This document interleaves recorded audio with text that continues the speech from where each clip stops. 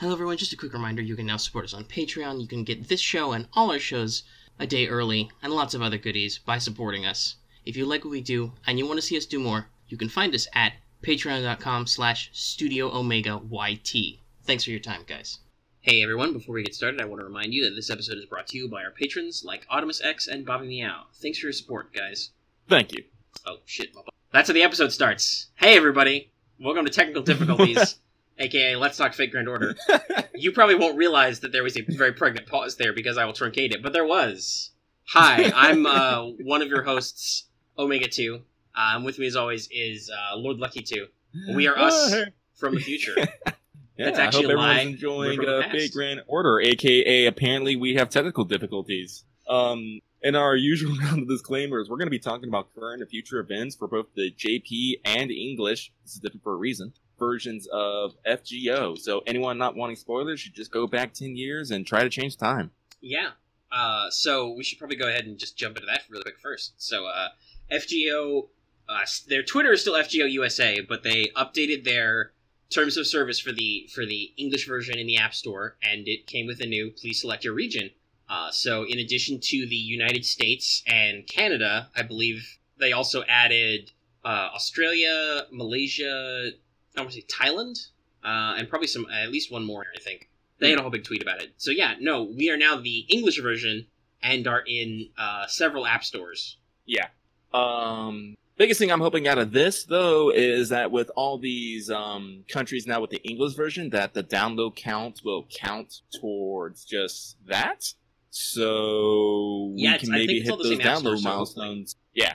So I'm hoping that the our download count jumps exponentially, and we get all those nice, awesome banners. Well, we'll get them eventually. I don't know if us hitting download rewards will maybe make some of them happen sooner or not. You know, whatever your milestone is, whatever. Yeah. They're a thing that happen at times. Let's ask a very important question. What is wrong? Apparently on the side of a milk carton. If anyone has seen this man, please give us a call. That's like maybe we'll see if somebody has actually seen him. Anyway, let's jump into our regular pro tips from everybody's favorite kohai. I have fixed the soundboard now, so it should play properly. Goody. Senpai, 起きてください. That's right, it's time for Wake the Fuck Up Senpai, our regular segment for pro tips. Today's write-up is less of a pro tip and more of a pet peeve, but there's some tips embedded in there. People, please actually think about your support setups. Don't just slap K-scopes and imaginary elements and whatever on everybody. Put a real CE on there.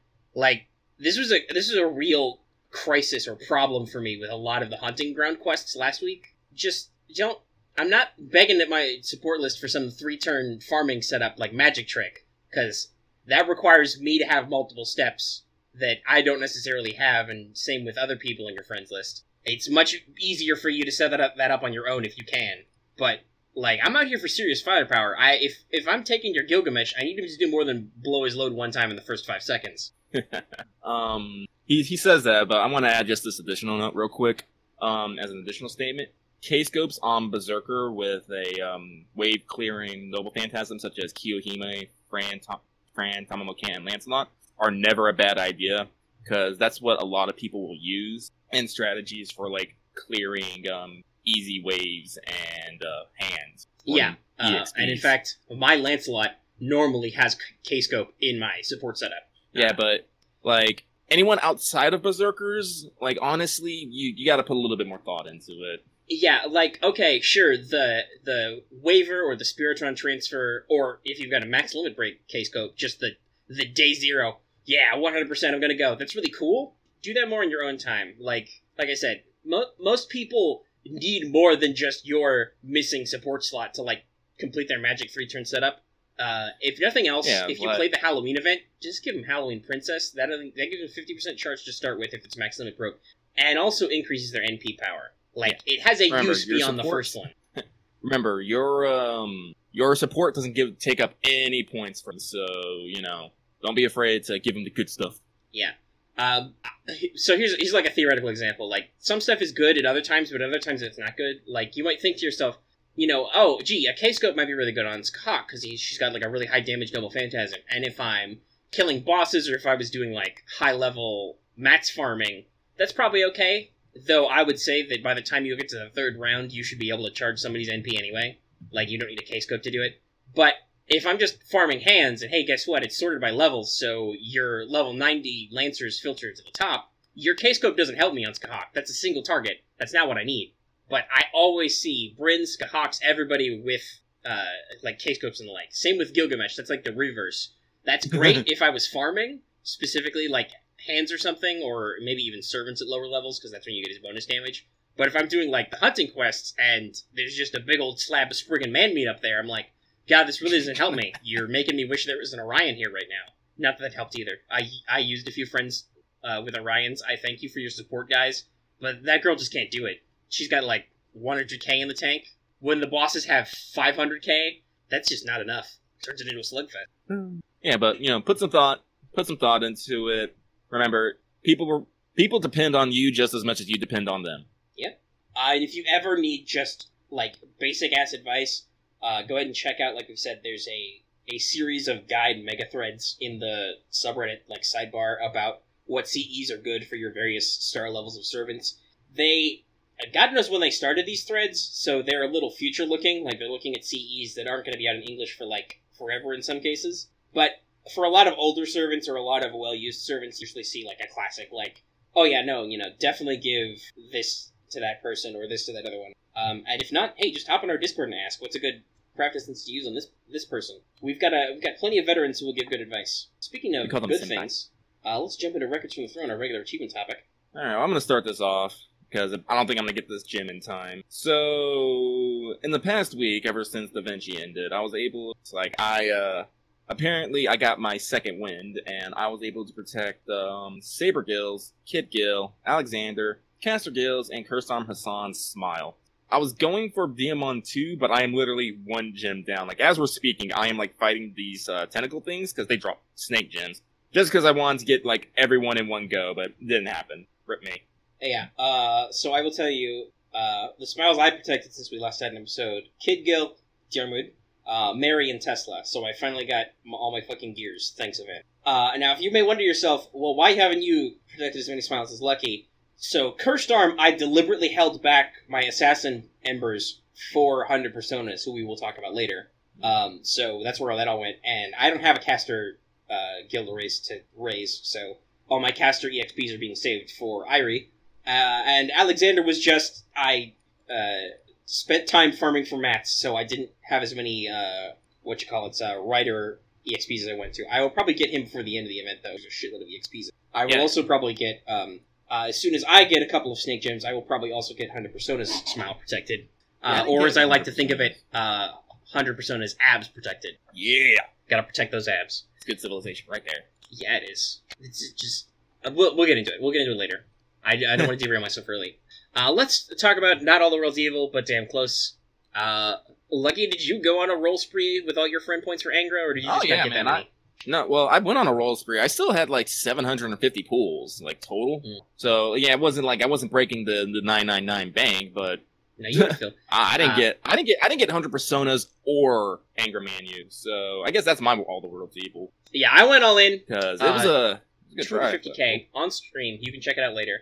I learned apparently this is about as much as Voice threw at it too. He only had like his 250 to throw. To call back the last episode, he also didn't get the Anger Man.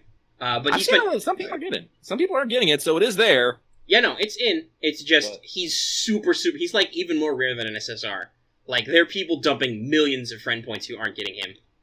And then I forget. Is he only available during this event, or is he just going to be like? No, he's not limited. He will forever be a spook lurking in the friend point gotcha. Okay, so guys, don't worry. He's not even on a rate up. He just exists. He just exists. He is a statistical thing that can happen. The problem is that he's also an event servant, so people want him. Yeah, I can get also, that he's too. super rare, so it's a continuous thing.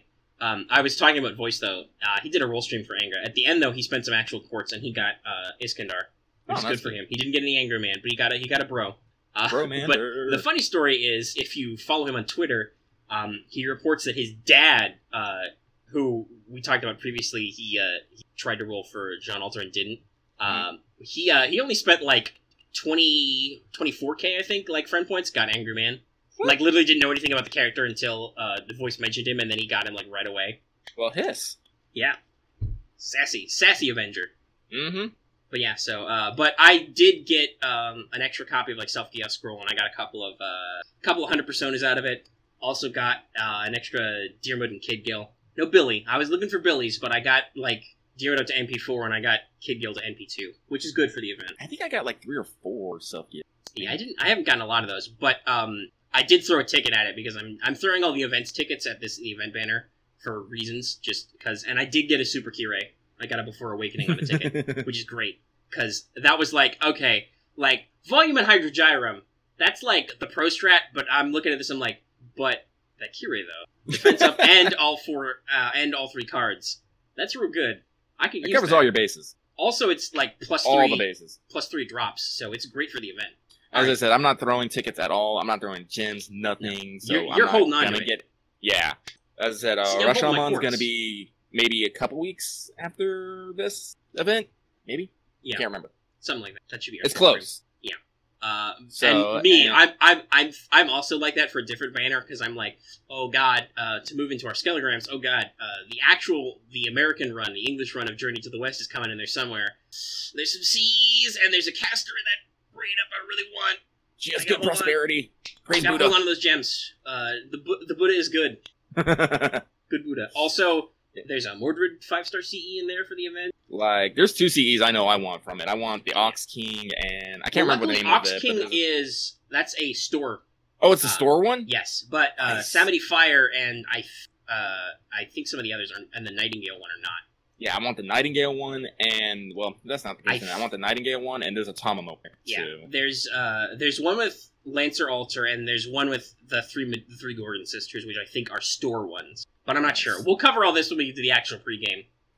Which won't help people in Japan right now, because the reason why we're talking about Journey to the West is also because they are currently doing the Journey to the West rerun, which is running from 418 to 429. Hey, So what's going on now? yeah, it's ongoing right now. Hey, Lucky, what also happens 429?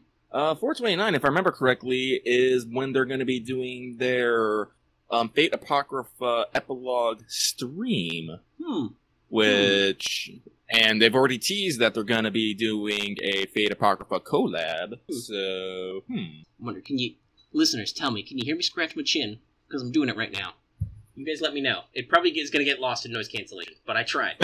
I've got a little bit of scruff. So, but anyway, so we've got a rolling rate up banner, Waver and Zhuanzhang, who is not, I don't think either of those are limited. I don't know. I will double check. Waver's not limited. I want to double check. I think Zhuanzhang is like Tomomo, where... oh no, she gets unlocked later in Camelot. I remember that. She's limited like Tomomo. So she was she'll limited be, for the Journey to the West event at first, but then when the next story chapter came out, she became a permanent ad. Yeah, I remember that. Yeah, so neither of those are limited at the time of this, but still, those are 2 very good gold casters for very different reasons. I'm like I said, I'm going to be rolling on Shaman, and if I remember right, if I'm knowing this right, I think, the Journey to Wish is happening. I don't know, we got to do some date playing, but... When the new month actually starts, we'll do another, like, kind of like we did at the end of last episode, but a more serious one to try and, like, future project what's coming. I do think by the end of this month we'll have a clearer picture, because they'll probably have announced what's happening after the event ends. But there's also a very expanded SR raid up for some stuff. We've got Li Shuwen Lancer, Nezha, Wu Zetian, Yan King, and then rounding out the rares, David, Jinkei, and Lu Bu. God knows this if is a anybody major needs any upgrade fucking from the Jinkeis. original banner, because the original banner, they only had, I can never pronounce his name. How do you say it, Omega? I say it Zhuanzang, but I don't know if that's right. Wanzang, Li Shuwen, Actually ask David, Ron. Yeah, Li Shuwen, David, and Lu Bu. Which is, I gotta be honest, other than the fact that it's Li Shuwen's first raid up, that's a shitty raid up for non-SSRs. Yeah. They also seem to add these new, over in JP, they seem to add these new banner servants to the bonus servants, which, fills out the ranks, because Journey to the West is another event where you have a certain survey, you get a certain bonus. And as I said, the first time going, the pickings are, they're a little bare. Yeah, we mentioned them. And there's a couple more who aren't in the banner, but we mentioned most of them. Yeah. You're actually lucky, because in your Jolter Frenzy you pulled an Arjuna. He will, I believe, in the first version, he will be a bonus servant. Yeah, I think he is too, yeah. I know he's definitely in the rerun, but I'm pretty sure he was in the original. Nightingale, I think, is also in it, because all these A lot of the bonus servants are people who are in the event, which hopefully... and I think, I think Centeno, Uriel, and Medusa. Probably, if they're in a CE. I'm also hopeful that means Mordred is on there. Actually, let me just pull it up right here. Yeah, we're gonna have to do a pregame anyway. We might as well look it up now. But yeah, basically, our next bullet point is take notes of the servant, my friends, because for EN, we will be holding this event soon for ourselves in the next couple of months. And you know what? We have talked about how much of a pain in the ass it is to raise event servants, so... Oh, yeah, no, I'm looking at it here. So there's like 4 drops, and 2 of the drops, only 1 bonus servant helps you with them. 1 of them, 2 of them help you with, and then the 4th one, there's a lot of them. Like, the Buddha of Prosperity is like the only bonus servant for 1. They changed that to her and to a waiver for this one. It is my understanding that the original Journey to the West event, which we will probably get unedited, is a little bit of a slog because it's kind of like Fate Zero now, where you have to get drops to unlock new chapters to get more drops. And that's, let me see, what else was like that? Not Saber Wars, was Moon, no. Anyway, there have been other events where you needed to Moonfest was like that. You needed to get more special dumplings to unlock more story chapters. It's kind of like that. It's also split into like 2 segments, and guess what? The drops and bonuses between the first half and the second half don't carry over in the first run. So it's a bit of a slog, supposedly. Okay, so the rerun has real quick, I ain't gonna name names, but for 1 drop it goes from 1 servant to 2 servants. For the second drop it goes from 1 servant to 4 servants. The third drop is from 3 servants, and the 4th one, which originally had like 8, they still have the same 8. Yeah, they really filled out the rank, so people aren't like struggling so much. So hey, if you're concerned about clearing out this event the first run, just wait a couple years. Literally, I'm beginning to wonder if Japan is scheduling their reruns based on what's going to be running in EN, because they've been pretty close on a couple. They are coordinating pretty and in pretty fact, closely. Speaking of reruns, if they're rerunning collabs now, before too many months go by, there should be an FZ, which will be good because people have been streaming for that too. As we talked about in our Let's Talk FGO Wanted episode, which is a new episode we put out, which people are not like on the level of our Let's Talk FGO videos, but just like in general viewership of the channel, it's pretty good. It's got like 100 views right now, decent amount of likes. That's basically, people want us to talk more about servants. We'll get into that in just a second with like lower rarity servants, but for higher rarity stuff, because we kind of touch on it for stuff that's new to the English version. I decided I wanted to do like just short, like 5-minute informative videos. I know the actual video is like 8 minutes, but that's because I needed like 2 minutes of exposition. But anyway, to just like briefly cover who this new servant, usually a limited or story lock, is, what's their place in like the setting and the universe, and then what do they actually do? If you roll the servant, what do you use them for? So we just did that on the Scander, and in that video I talked about how he is a very rare servant. He has only had 2 straight-up rate-ups. One was at F0, which we are running now, and then the second one was formerly New Year's for this year in Japan, what would be this year in Japan, but I think that would mean that it would be Thanksgiving for us, assuming they do the same thing they did last year in English. I don't know. I'm hoping with their addition of more international countries, they'll suck it up and make New Year's a big deal again, because they've got several Southeast Asian countries. Yeah. So I'm hoping they redistribute that slightly better, because God, the earlier than in the year stuff is really clusterfucky. But anyway, we'll get into that later in the year. So yeah, go ahead and check that video out. And so, moving into free talk, let's talk about how we're going to talk about lower rarity servants in what I am calling So You Didn't Roll That 5-Star. Yeah, this is our beta edition. So this is basically a short segment that'll go in free talk to talk about newly released banners or servants in what I wrote as NA, so technically English version now. We cover new SSRs and limited servants pretty regularly, so this is to focus on the slightly lower rarity servants you tend to roll if you put a big push on the banner. Like, if you go all in on Iskandar, you'll probably roll some Hunted Personas, and you might have rolled an EMIYA to give an example of who our first focuses will be. So we're basically going to beta test this segment, see what people like, and kind of just, talk about some stuff. So I guess, Lucky, since you're not spending any quartz and you haven't got it on a big friend point push, do you not have 100 Personas yet? I do not. Alright, so I'll talk about them. Yeah. So I haven't really put a lot of thought into how to use them yet, so I'm kind of in the dark. I've been using them a lot, so I can cover that. So I guess we'll start there since we're there already. So Hassan of the 100 Personas, they are a 3-star. assassin. They were the assassin from Fate Zero, that's why they're being released with this event. So technically, historically speaking, Hassan of the 100% is male, but their gimmick as a servant is that their secret assassin technique was being able to be a bunch of different personalities. Literally, their description says that if they existed today, this Hassan would be diagnosed with dissociative personality disorder. So they manifest up to 100 bodies. And the main body is, I think, one of the most visually distinct ones from the actual Fate Zero story, which is the female one with the striking, like, blue hair and the super abs. And those abs. Abs, yeah. So for simplicity's sake, I will probably use they or she, just because we're talking about as they appear as the servant sprite. But strictly speaking, this is not necessarily one of the female Hassans, because that'll be Hassan of Serenity for sure, which comes out later in Camelot. Hey, I'll make it. Guess what? I got that snake gem. Dearmont Smile Protector. Once it's done. On air. He's got everybody. Except the one he doesn't own. Sorry, just once. That's okay. I protected Lancelot's Smile ages ago. How do you feel about that? If I had my Smile Protector waiver, MP2. That's a blessing and a curse, buddy. Especially since waiver doesn't do much at extra NP levels. But alright, so, talking about using Hassan of the 100 Personas, they are, I mean, I still need to give rolls like max level and all that, because the damage dealt so far is a little low. That's to be expected with assassins. They don't do big damage over time. Usually they're like, you pop their NP and do burst damage all at once. You gotta remember, all assassins have a 0.9 attack modifier. Right.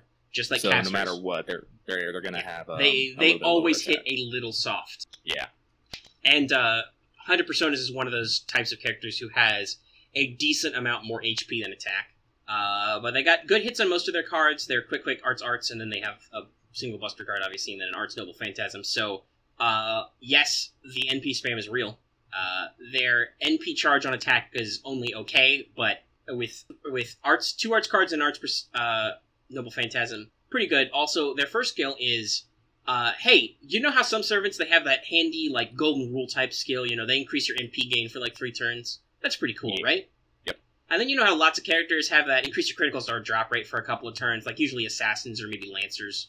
Well, Hassan of 100 Personas has both of those. Librarian of Knowledge C, increase your NP gain and your critical star rate as 1 skill for 3 turns each. That starts at 10% NP up and 20% star up and ends at 20 and 40 respectively, at a 5-turn cooldown at level 10. So that's a pretty good buff.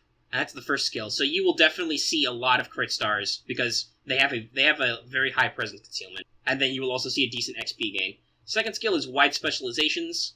Now, we've talked about before with people, randomized skills are not super great, but much like Skahawk's randomized first skill, wide specialization guarantees an evade for 1 turn. So if nothing else, you have an evade button. And then there's also a 60 to 80% chance that you will get a 30% buff to Buster, Quick, and Arts each. This is each are a separate roll for 3 turns. That's 3 turns. So it's not a guaranteed, like, NP steroid, but you have a decent chance of rolling it, and then it's 3 turns of buffs. Buster is probably the most useless because they've only got 1 Buster card, but if you get, like, Arts or Quick, that's pretty good. And then the third skill is Battle Retreat, which is, like, reverse disengage. It's a very healthy self-heal, but it also removes all your buffs, so use it carefully. But with that and the evade, make sure, by the way, you use the heal before you evade, and combined with their slightly higher HP, that makes Hassan decently tanky. Their Noble Phantasm is just, it's a single target arts, has a decent damage multiplier. It goes up to, like, 1500% at NP5, which has a 3-star, which is not story locked or limited, is to be expected. You will eventually get this one to NP5. Decent number of hits, and then decreases enemy crit rate up to 50%. So, pretty good. If you need a low-rarity assassin or you need a non-specialized assassin, I found they're pretty reliable. Regular NP drop, you know, decent crit gen, decent crit damage, got a little bit of ability to look out for herself, but not like crazy Jack good or anything. But remember, technically, you know, like Jack or Carmilla, who are your next step up, your primary damagers, they are specialized. They're focused on doing bonus damage to females.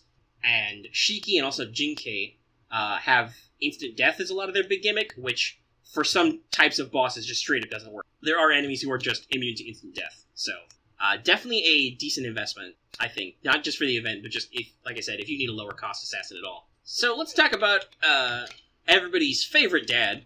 That's a joke. Let's talk about EMIYA Assassin, aka EMIYA Kiritsugu. He's your 4-star. I've been using him when I can on support. Lucky you got any chance to try him out? Oh yeah, I actually have. Like honestly, I tell people like I want EMIYA Assassin not because of like his stats or whatever, just because I like his aesthetic. He like stirs the Shuni heart within me. Yeah, so take Kiritsugu, who everybody should know. Take that guy, and then make him, archer style from like Unlimited Blade Works and stuff. Like make him full-blown counter guardian. Mm-hmm. That's what his life is like. But yeah, so he's a guy. He's a 4-star assassin. Yeah, I've used him a little bit. I've talked to people, so I can add like a thought here. So yeah, he's got basically the same card spread as 100 Personas. Quick Arts Buster. He has different hit counts though. His Buster is like 6 hits because it's him using the Calico machine gun, and it's a real neat. His animations are great, by the way. Yeah, they are. 100 Personas is pretty cool because they intermix like typical like assassin through knife stuff with like some of the actual other Personas assassins show up. jumping in. Yeah, like the Buster is a Hassan with just huge fucking arms, just smashes down on them. Like surprise. But no, if you watched Fate Zero at all, like EMIYA Assassin, he's got those moves. So his kit is his first skill is Magecraft B, so he gets a 1-turn arts buff, which is pretty decent. His second skill is Affection of the Holy Grail A+, so that gives him Ignore Invincible and increases your crit strength for 3 turns. Keep in mind, this guy has Presence Concealment A+, so he generates high amounts of stars, and then he has Independent Action A, so his crit strength is already pretty good. Affection of the Holy Grail has a demerit though on it. I think it decreases all other allies debuff resist by 20%. Yeah, so be careful about that. Also, well, I assume you're going to talk about his third skill, which is Scapegoat. Which gives you critical stars, and it's a decent amount. It's 5 to 15, but it applies target focus to 1 ally for 1 turn. Now you get to pick, so you can use this to your advantage. Actually, honestly, this makes him have a targetable taunt, which is if you have someone who can pop evade or invincibility for a turn, can actually really save your bacon. Yeah, like we have talked before about like how good it is that Mash can taunt on herself, and then she can target an invincibility herself. Like, that's just a great move. It is. So you can just facilitate that with EMIYA Assassin, with good old carry. But, it's technically could be a downside if you're doing it in a vacuum, so just remember that you're doing it. And his Noble Phantasm is an arts, single target, same damage spread and critical minus effect as 100 Personas. But he also adds the guaranteed effect that he will reduce one enemy's NP gauge by 1. And then later he gets an interlude. He has an interlude, which increases his base damage a little bit, and also means that his damage becomes death ignore, so it'll pierce those pesky buffs. One thing though that a lot of people have talked about with EMIYA Assassin, that his MP generation it's not that great. It's not Astolfo bad, but it still takes a bit. Yeah, he's only got 2 hits on his arts card. He's only got 2 normally. He's got an arts buff, and he's got an arts noble phantasm with a lot of hits, so it kind of has to be low, because otherwise he'd be doing it just all the fucking time. So I will say this, using him in support, usually people are smart and they put either give him a little bit of starting charge or give him like NP per turn CEs. Give him Halloween Princess so he can have his wife. Oh, well, there's also that. But yeah, do that kind of stuff. Like, give him a CE that complements his low NP chain by either giving him some starting percentage or giving him, like, extra gain or whatever. He'll do okay. Doing, like, runs with him in, like, Rider nodes in the actual event map, I can usually pop it, like, twice before it's done, which isn't terrible. But I do think that is because the people who are putting him in their support list are, like, giving him, like Young Maiden Ignorant of Love, which gives you, like, 4% a turn, or they give him the 5-star that's in the event shop, which gives you, like, 30% starting NP. Yeah, his rifle. Yeah, that's it. They are not. That's not starting from 0, as it were. Yeah. But yeah, so basically, EMIYA Assassin. When I saw the skill affection from of the Holy Grail, I got sad. Yeah, this guy's got a real sad story. We're kind of getting to the plot I'm doing right now. But yeah, so hey, if you ever wanted to do a arts crit team or a stall assassin, Carrie's your guy. He, can target focus onto other people. So he can basically put aggro away from him. He can lower enemies' chances to crit and to stall their NP gauge with his NP. And just, he slots in really well with what other arts teams do. And like we said, he's good at crits. He crits good. Alright, so that was our So You Didn't Roll That 5-star. Hopefully people enjoyed that, and that ate up a decent amount of our time. Nice. Hey, let's talk about the Fate Zero event. Our typical initial impressions. I'm up through Act 15, I think? It's a little hard to remember because they kind of come and go. Like, I spent some time clearing out those missions where you have to do, like, 10 of a single location. Yeah, I need to do a couple of those. So I think I'm only at... I think to do my next story one, I have to complete, like, 50 missions. I'm at, like, 45 or 46. Yeah, I'm at, like, 44 myself, so... So we're close. Like, missions-wise, I'm not that behind, but, like, story-wise, I'm not super... I just got to the part where, Berserker went, berserk over at after you crash the King meeting. Which I love. We'll get to that in a second. I love that. But yeah, okay. I'm only like one. I think I'm like one quest past that, and I'm trying to unlock the one after that. So that means you haven't gotten to my favorite part. One of my favorite parts so far out of the story in this, but we'll talk about it. So, well, let's talk about the event part of the event, like missions and stuff. Missions are great. Did we mention how much missions are great? Yeah, I think we said that a lot when we did it with K&K. And one of the things I like about this, how they're doing the missions this time, is they've slightly expanded it.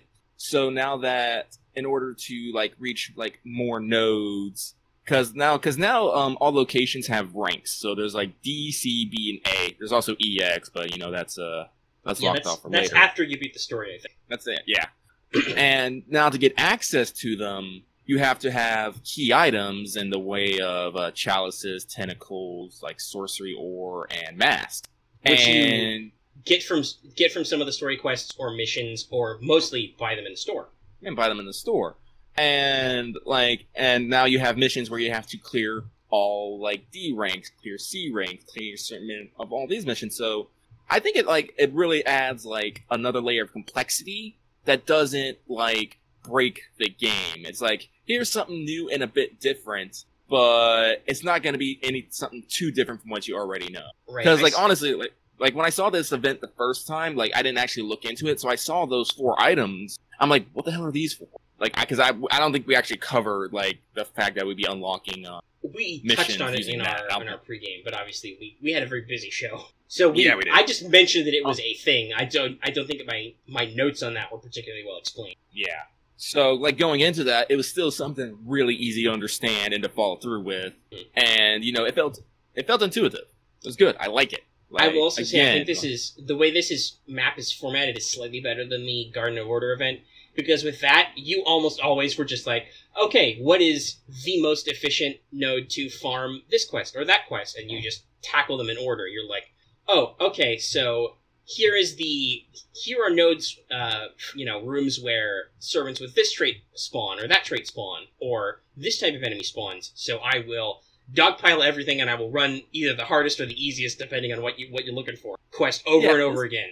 This, you can't do that, because like you said, you have to, like, do missions on any mission on this spot 10 times, or do all D rank missions, or do 5 D rank missions, do all C rank missions, so you have to spread it out. And not only that is, like, you have to go, like, not, like, all the unlocking items, they're spread across, like, all types. So you have to go jumping between, like, doing Lancer and Archers and stuff just to get one type, just so you can unlock the next node of another one. Like you said, most of them are in the store. Yeah.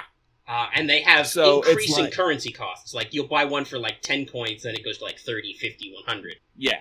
So it's like, as I said, it's new and it's complex, but not to the point of it's breaking anything. It's just like, oh, I have to think a little bit harder about what I'm doing. And I like that you can basically do it at your own pace. Like, you could be like, oh, I got 3 weeks, I can do this whenever. Or you can be like a lot of people we know and be like, man, this is really fun. I'm going to drop an apple on this, and I'm going to keep playing for another couple of hours.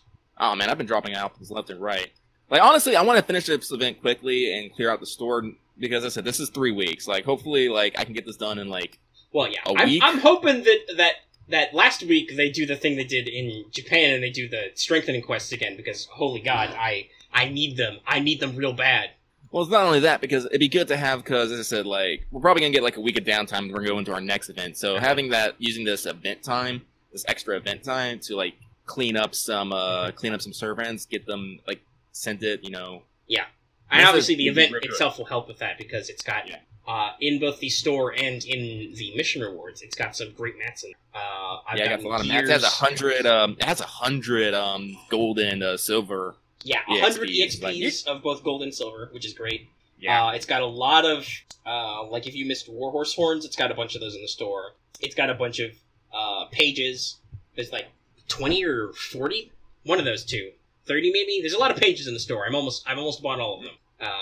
And there's you know, other stuff like spirit roots are in there. And in the missions, there have been horseshoes, gears. There's gonna be hearts that I'm gonna unlock later. There's snake gems in there somewhere, which will be good. Yeah, like I didn't farm as much as I did for the Benchies, so I am definitely hitting a block of mats, not having them. Yep. So I am definitely grateful for this right about now. Yeah, no, it's real good because it's like I said, the reason why I added Mary and Testa to my protected list is because it gave me gears. Like I was literally able to get enough. I think I got a couple extras from like the hunting quest to get like Mary up, but then this one was like, okay, well now I have 0 gears. I need 10. And like I said, pages are going to be good, and it's generally the stuff it drops is stuff you need for the servants who are event featured. Who knew? So yeah, it hits a lot of... The only thing I don't think it does is I don't think there's any Black Beast grease, and you need 5 for 100 personas, but I have 7, so I'm good there. It's if anybody needs it after them. The eternal FGO dilemma. Well, whoever's next in line is fucked. But you're fine. Oh, also another thing, shitloads of skill gems. Like, the first time you do most of the quests, there's like 5 skill gems in it, and then there's another mission. Like, the series of missions to get the coins is usually like 5 of a skill gem too. So that'll be really fun for me to go through when I'm done with this, is to pick up all the skill gems. Everybody, you always need skill gems. Always. I keep telling myself that, but it's like, for some reason, every time the event comes up where I have to farm skill gems, I'm like, I'm dumb. I'm done for that. Don't be lucky, people. No, you want skill cookies. Get the skill cookies. They're very useful. Don't ever be looking at your skills and be like, shit, why can't I ever raise any of these? Be like, oh shit, I can raise 50 of these. And then you don't know who the fuck to raise first, but whatever. That's a problem I'll solve in the future. Let's talk about the story, though, because that's the other thing. It's not enough that this is a great event to play with all the missions and stuff. The story, fucking amazing. Yeah. Well, as I said, it's the Ura Butcher himself, so... Mm-hmm. So we said this with K&K, that there was a little bit of a, like, mood swing, right? Like, it jumped very quickly from very serious, introspective looks at servants to funny gags about some of them. There's no swing in this. This is all just a through point. You are playing your own fanfiction version of Fate Zero. And it's great. So I've written some notes here. We'll cover them really quick because I think they'll cover everything. And then there's another couple extras I want to talk about. So there's some very important dialogue when this opens. They talk a lot about how singularities like work, how ray shifting works. El Meloid drops some knowledge about like pruning phenomena, right? Like how timelines that diverge too far should be removed, but timelines that are similar enough can coexist. So he says that, for instance, he is from a timeline that is not the same as the Kalea timeline, but it's close enough that he can still arrive here. Also, as Lucky likes to say, Secret Service Saber has story sprites. I was astonished by this. Yeah, Secret Service. Like I'm full on thinking about it. You know, she can go into battle with her motorcycle, hit people with it. It'd be great. Or even just as a costume. Like you got the story sprite right there. Kanan is in this event. His expressions are 10-10. Like, I don't know who the artist for that was, but they did some good work. Like, to just see him swing from, haha, I am a smug one, to, oh shit, this is like that time where I got shot. Wait, that's not gonna happen. Yeah, no, slight spoilers, though it's still relatively early in the story. Yeah. It's only like a little before halfway through. He doesn't get shot. Juliang / El Meloid 2 is a fucking genius.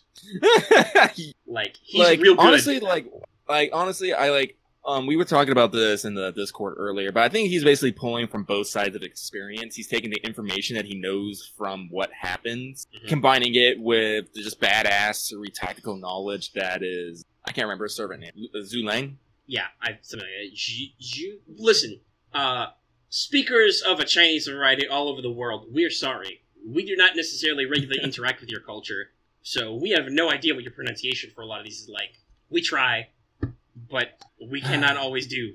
Yeah, but, like, talking about Waver and how he deals with, Kenneth? Oh my god. I was dying, like, so much. Oh yeah, no, it's fucking hilarious. So not necessarily as usual, but as typical, I am recording the story events. It's just because the unlocks are so random, and stopping what I'm doing to record them would be kind of tedious. I'm doing more like a visual novel style Let's Play where I just go into the event archive and replay what story events I did that day, which I think is making for hopefully better videos. One of them is already out, and the next one will be out when this is out, and so on. But like you can hear me. There's even after the second time, they're still fucking funny. Like, how is he so high-ranking and intelligent and powerful and such a sucker? Like the way I want to. Oh, how did I say it? He's very sharp, but he doesn't see like. I can't remember how to explain it, but I think the way you're getting at is that he's not dumb, but he sees and hears what he wants to hear. Like everything fits to his pre-existing worldview, and thus, if you tell him that's how it is, it goes. Yeah, and Waver takes full-on advantage of that. And I find it funny. Saber has an extra story spread in this. Sophia, nowhere to be seen. Yeah. Literally, Waver says his fiance's in the back room. You never see her. They fucking leave the city. Never see her. I'm a little upset that Caster Gills didn't get a bigger part. Yeah, no, he gets worked pretty quick. That's how you get on Canis' side, is you tell him where to go to find Caster, and then you, Mash, Waver, Canis, and Deerwood all go in the sewers and fucking kick his ass. Yeah. And then it turns out it didn't even matter, because guess what? You don't even see Ryunosuke, because Counterguard to EMIYA has already straight up stone cold murdered him too. Which I think is kind of sad, because like a lot of people, especially in our Discord, think that the Caster Gale of Ryunosuke was actually was kind of sort of removed from the story, but like still a really good part of Zero and the relationship and how they affected things around them. So yeah, just to have that kind of cut out. That's a key part of like not only overall tone and arc of Zero, but just like those characters, especially since Gilda Reyes keeps coming up, right? Like he is a character that appears at multiple points. Yeah. On the other hand, though, like especially given that this is kind of like a lighter, like, let's fix things this time around tone, those guys needed to be ushered out quickly, because they are very dark. Like, we talk about how their relationship is very bright, their characters are very dark, right? Like, Fate in general is kind of fucked up, but in particular, those two are responsible for some real fucked up shit. Like, they needed to be, I think, ushered out of the story much quicker. And naturally, it makes sense that the Mage's Killer just, much like he did in the actual event, he just caps him. Yep. Off screen, even. You don't. Once again, he also doesn't have story spray. I will tell you though, because you've seen it also because you fought Lancelot last. There's another character who gets stone cold murked in this scenario, but it's fucking hilarious, and it's Gil.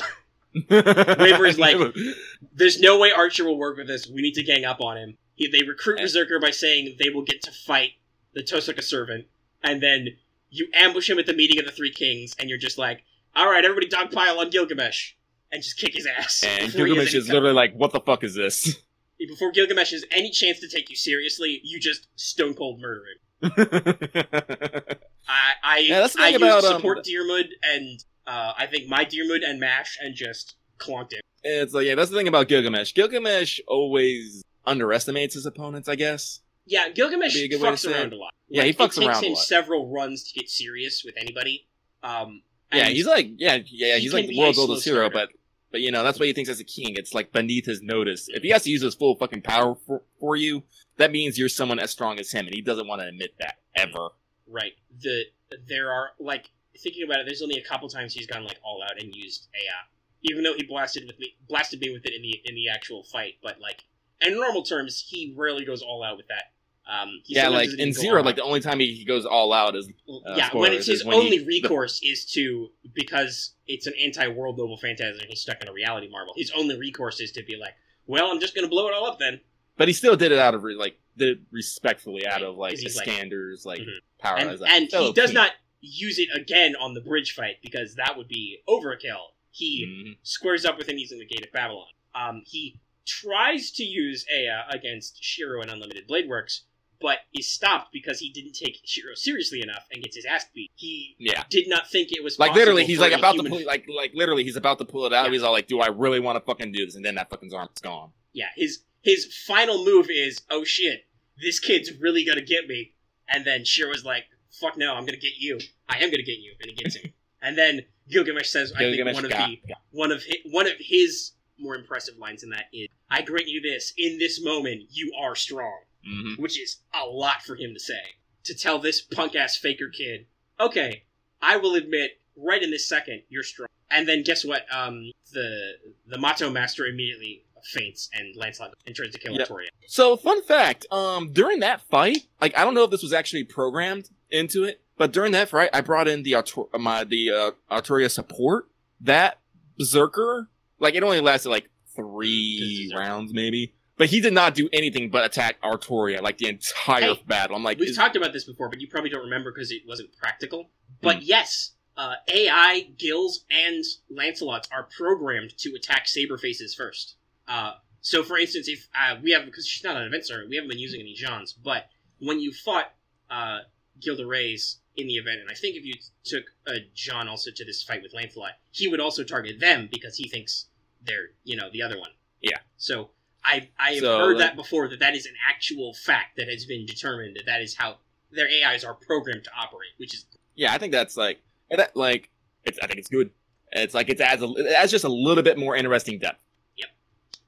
So yeah, that's... there's a couple more. Artoria recognized Mash. Maybe we'll find out. It was also a point that makes Artoria want to trust you guys a little bit, because... Yes, reasons. I think it's fair to say, you can tell from the dialogue, she knows what heroic spirit Mash is bonded to, but she realizes it's not right for her to say, so she doesn't say it. Like, everyone's doing that. Mordred did that in London. I was like, they're keeping it secret. I kind of have a guess, because I still haven't spoiled it myself. Yeah, it's not too far off. We'll get into it in Camelot, naturally, of course. Yeah, of course. But yeah, no, we're building up to a reveal with MASH, which if you don't know, don't spoil yourself. I think it's neat either way. It's neat that I know, because obviously, like I said, I've read the whole plot before. I know when I can be like, oh, of course. And then it's also good to not see it coming and be like, oh, that's what that's about. Also, Lucky isn't to this yet, but there's a boss fight coming up, I think, for the quest that's after the one you just did. Where they play one of the best bits of the Zero OST, The Battles to the Strong, as a boss theme. Yes. What? I thought they weren't going to do it, because they didn't do it earlier, but they're like, no, they pulled it out. I was like, wait a minute. Because I was listening to something else, and also playing the game, and I'm like, hold on a second. And then I took my headphones out, and I'm like, oh shit, it is. I turned my phone volume all the way up, and I finished the fight like that. So yeah, no, that's real cool. That's really cool that they brought that out. One of the best pieces of Zero. The rest of the music's pretty good, except that one bit that has all the bongos. Like, it's not bad. It's just that the bongos really stick out. And it's really, it's a really obvious. I think that might be a Zero app piece, but I don't think that was an atmospheric piece. That was like a tension piece.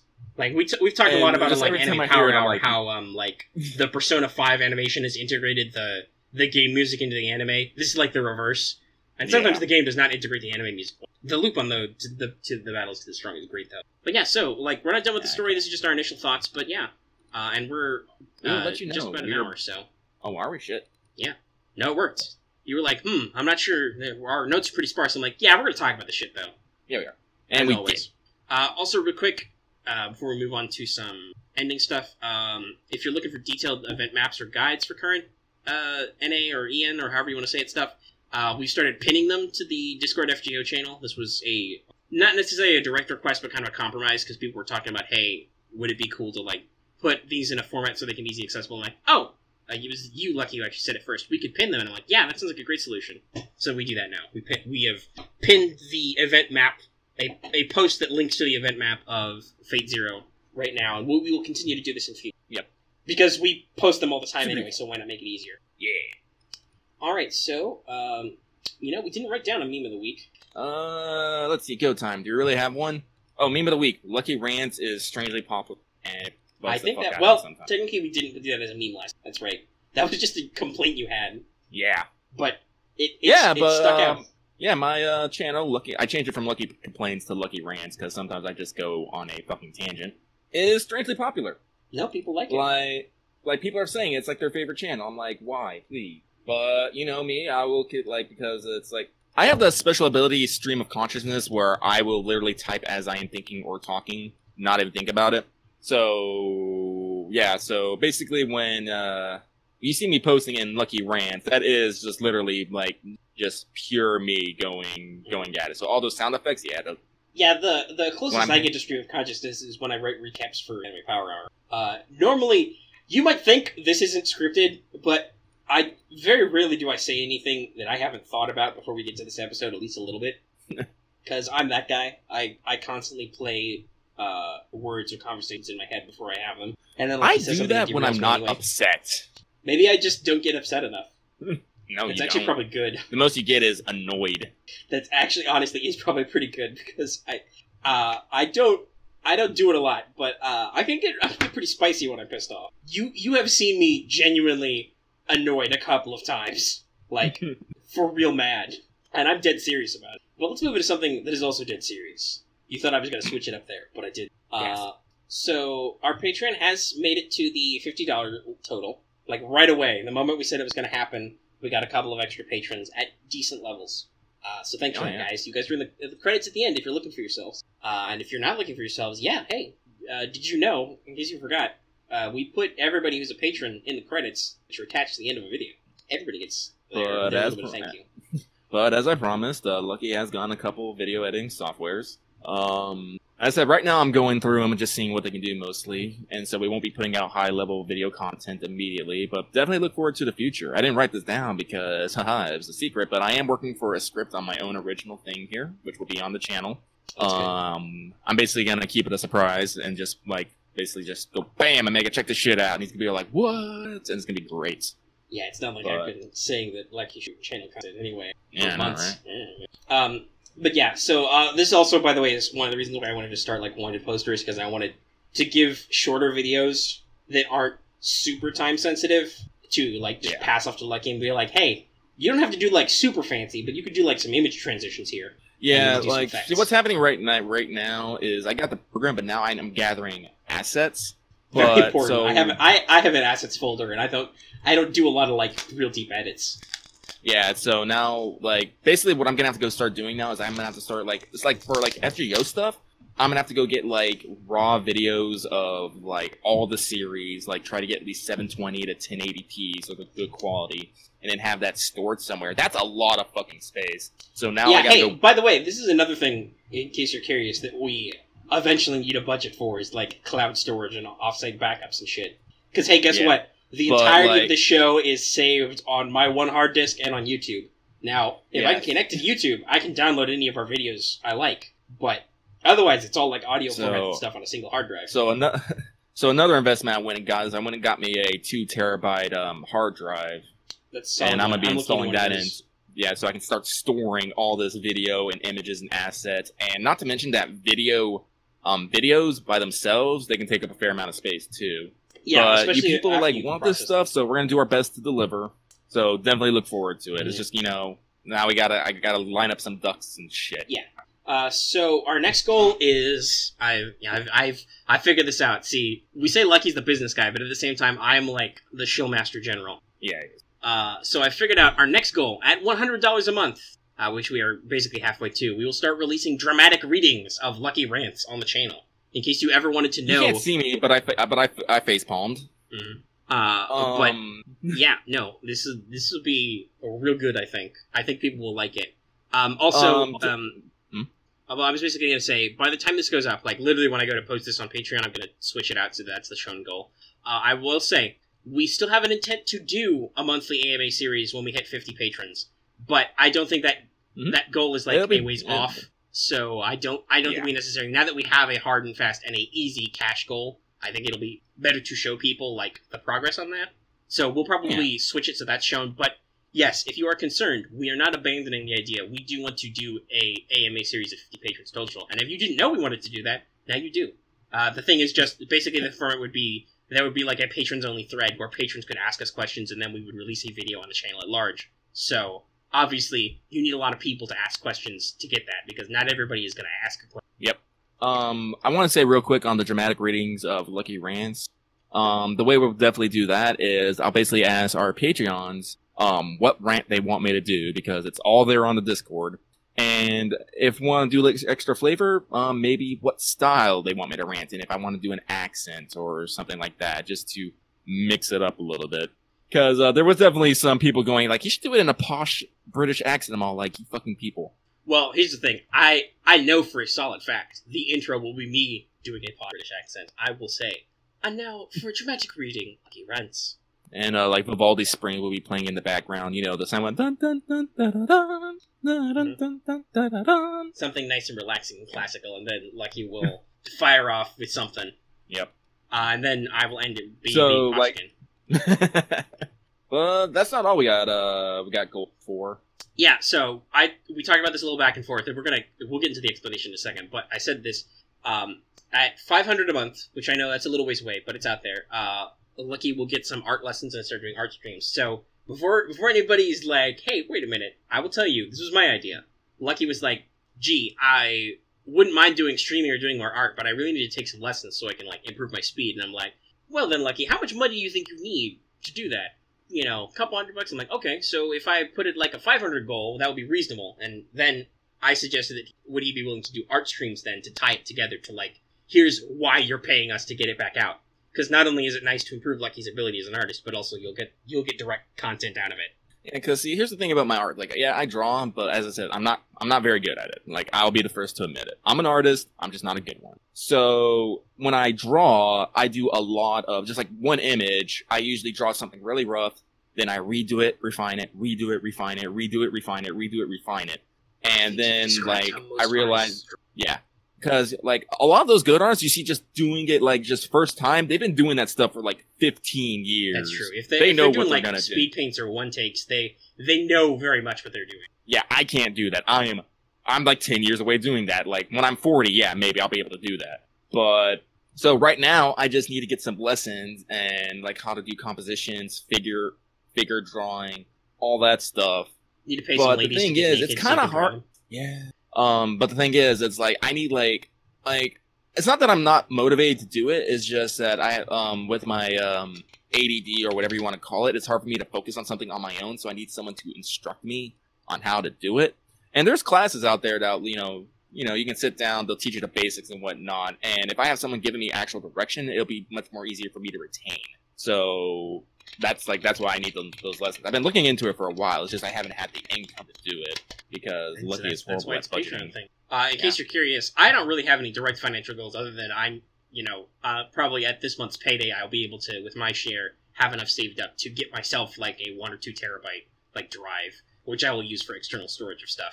Like realist talk, we're getting into this a little bit later, but like a nice goal for us to have would be able to do this full time, but that's like several $1,000s because. And at that point, hopefully we would. I would say, though, hopefully at that point we would be able to have our 1,000 subs so we can get our YouTube monetization turned back on. We don't want to rely on that, but once you have that many subs anyway, with the kind of views and views per minute we get, we could probably get a decent little bit of supplemental out of that. It wouldn't be enough. Neither would be enough on its own, probably. But yeah, so we want to do this more. It's just like we said, hey, you guys don't pay us full time. That's okay. We'll talk about that in just a second, I think. Because you're alluding to another bullet point we have in Master Feedback. But I want to say really quick also, speaking of subs, our next sub goal, at 500 subs, Omega, will do a face reveal stream. I've been very pointedly not showing my face in streams as I talk to you from what sounds like a tin can, because I'm just using my phone mic. But no, I'll suck it up. I'm not averse to showing my face, it's just I don't necessarily think it'd be appealing. But people like that kind of stuff, so hey, there's your incentive. We're just over 250 subs now, so hey, all of you 250 subs, find one friend who's not a sub and make them sub.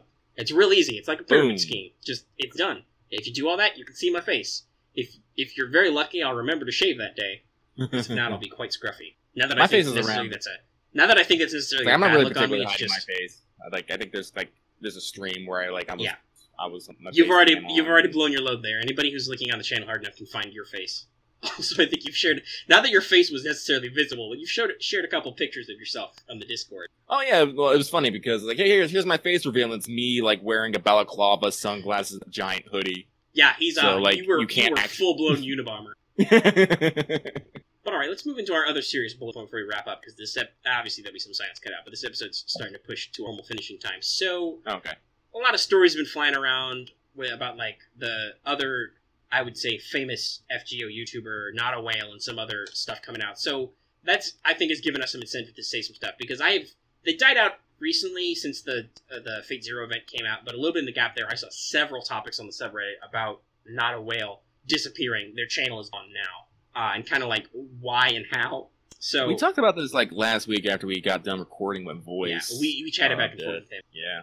But like I said, I didn't necessarily want to throw stones, but now that people are straight up like, yeah, no, his channel gone. So now we want to like comment on it a little because some stuff's coming up. And if you don't know, Not a Whale was a big like FGO, like they did roll videos and they did giveaways and they did like news. But I think it's fair to say he was clearly riding that monetization line.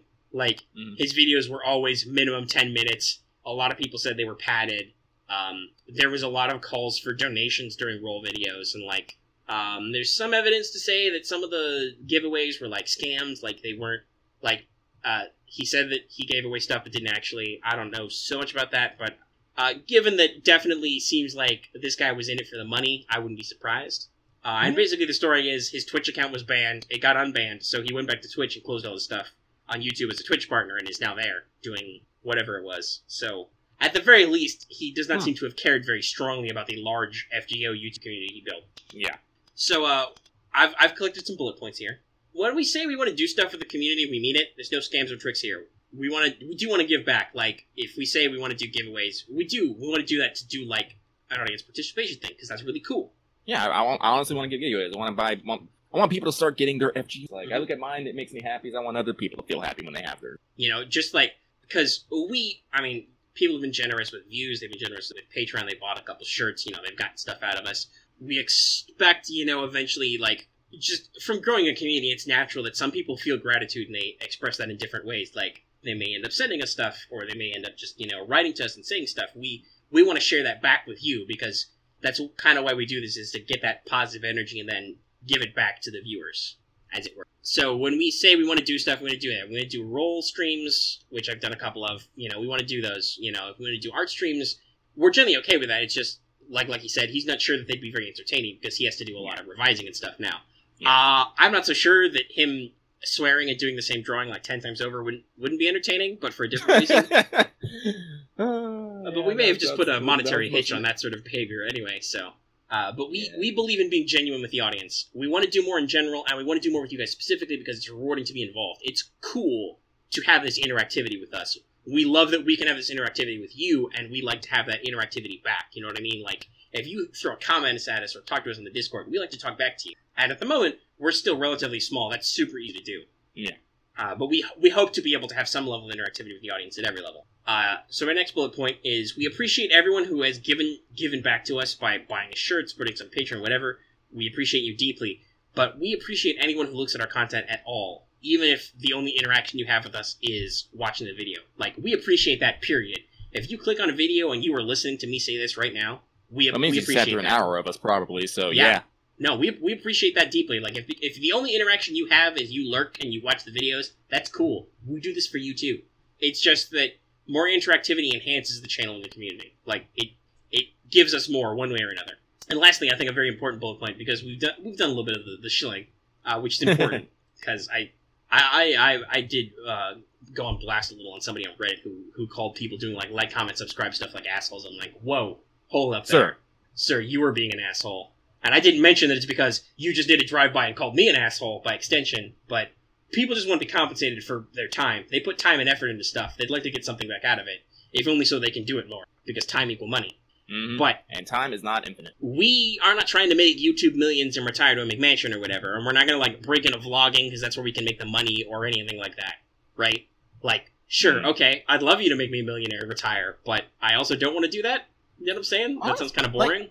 I'm sorry, I'm a millennial. My financial, I just want to, be able to, have a decent income, live in a decent place, and do what I want, do what I love. Yeah, listen. Honestly, Lucky, I think it's both fair to say that despite the fact that we play phone games and occasionally throw money at it and do other shit, and we have enough free time to do internet videos. we've both lived in the situation where we don't necessarily have a lot of spending money, right? Like, Yeah. we've had to hold on to our bucks in our lives. So, yeah, no, like, we're not, like, I don't think necessarily, at least I can't speak for your entire life's history, but I've never been in, like, a super poor situation where it's my dream to have enough money I don't have to give a fuck about anything ever. That would be nice. Dude, man, I've been homeless 3 times, man. I hitchhiked from Virginia to New York once just because I had nothing better to fucking do. Solid. But, like, at the same time, that sounds boring, also. And sometimes being super rich is kind of dickish. Like, sure, I just want to do something I enjoy, and I want to be able to get paid at it. Yeah. I love doing this. Like, honestly, like, if, like, doing all this can get us, like, about $6,000 a month, and we split that up $3,000, man, I'll be able to do, like, honestly, easy. Yeah, I gotta be honest, that's for me, 1 month of that is, like, a plane ticket easy out to you. And then, yeah, probably I can, if I cannot ship a couch or bedspread to that location, that's probably enough to buy a shitty couch for me to sleep on. Yeah. And guess what? I can't sleep on a couch. I will sleep anywhere. Yeah. But yeah, that's our long-term goal, is to consolidate physically and, like, get a space where we can record stuff together. Yeah.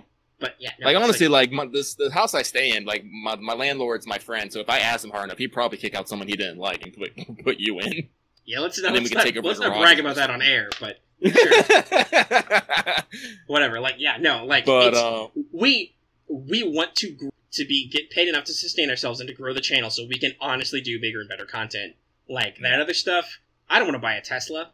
I don't even like to drive. Like, honestly, if I could do this full time, I'd probably sell my car. Yeah, no. Sell my car, not have to pay insurance. That's in, like, another $250 I could spend on fucking, like, that's 3, like... Well, I mean, hell, eventually if we get big enough, then, as the guy technically employing you, that means I have to pay your insurance. Because I am the one who gets paid. Well, I mean, car insurance. Yeah, car insurance. That's, it's fucking, forget that. Yeah. We don't need cars. Like, we'll live in an urban center and be millennial lives, and we'll have a company Amazon Prime subscription. See, these are our dreams here, people. Yeah, no. Our dream is to not have to pay for a car and to just be able to pay Amazon to drop whatever the fuck we want on our doorstep. Yeah. That's what we're after. So, like, that's why also we prefer to be fan-funded, so we don't have to worry about doing, like, cheap cash grabs or shit to play to, like, YouTube's monetization, like we talked about, like, vlogging being the big thing. We don't ever want to have to deal with that. We'd like you guys to support us outright. But I want to reiterate above point. I put this in red text to pull it out. If you are hearing me speaking to you right now, we appreciate you just for being here. Scouts honor. And I can say that I was in the Scouts. I was a Cub Scout. I was in the military. That's the same thing. You can say Scouts honor. Alright, Scouts honor. But yeah, no, that's just... We wanted to say that given that there has been some... Oops, you accidentally turned that into a header. Yeah. But yeah, we know that there's been some questions coming around that, and we know we have some viewers from Reddit, and we have some people, and we have a lot more views and subs than we do have people who, like, actively chat at us in, like, comments or whatever. And trust me, I've been that guy. I don't like large communities, necessarily, either. Like, just jumping into a whole bunch of people talking about stuff, even if it's the same thing that you like. But I know you're out there. And we like I said, anybody who's listening, we appreciate you. Yeah, we do. Thank you for being here. That's basically the end of the show. Hopefully this did run a little bit long. It's down.